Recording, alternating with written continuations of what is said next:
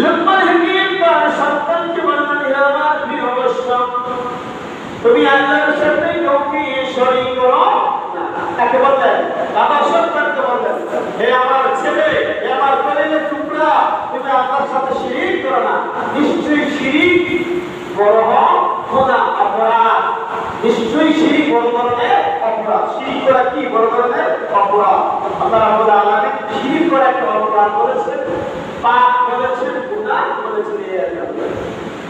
আল্লাহ রাব্বুল আলামিন দেখেন, বাবা সন্তানকে কি আকীদা শিক্ষা দিলেন যে তুমি আল্লাহর সাথে শিরিক করো না।